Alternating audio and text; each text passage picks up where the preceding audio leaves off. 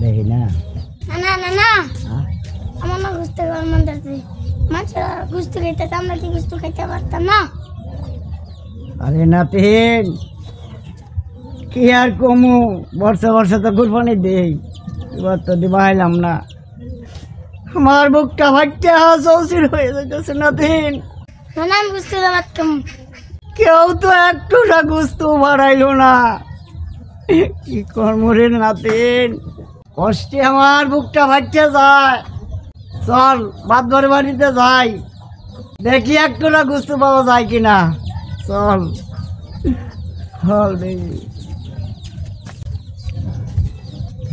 মাদবর সাহেব বাইতে আছেন ও মাদবর সাহেব এদিকে চাই হন কিসে চলে গেছস? আমার নাতিনটা গুস্ত যে আজকে ভাত খাওয়ার হয়েছে না তাই নাতিনটা কামতেছে তাই আনের ভুল আইলাম একটু গুস্তের লেগে যত সব গরিব শুক্লা পুত্রা লইয়া ঠাই আমরা ঠেকছি।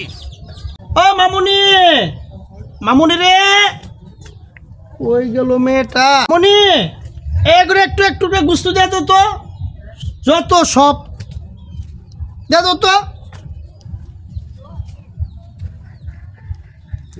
মাদবর সাহেব একটু গুস্ত দিলেন কয়জন আর দিয়াম? এই সকাল থেকে দেওয়া আরম্ভ করছি, এখন আছে। আমি আর কতটুকু রাখছি আর?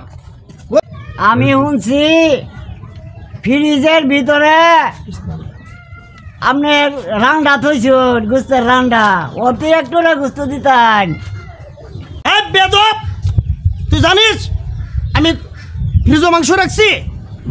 মুখে মুখে তর্ক। আন্নের ভাইরা অনেক টুকরা গুস্ত দিছে আর আপনি দিলেন এক টুকরা গুস্ত, এটা কি হইলো?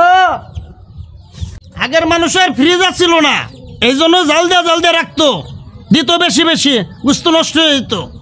আর এখন সবার ঘরে ফ্রিজ, আমার ঘরে ফ্রিজ, রাখবো না কি করবো?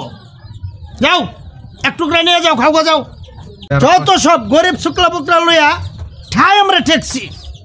দিকে বেদ চলো মামুনি, কুরবানিটা দিলেই পাগল হয়ে যায়।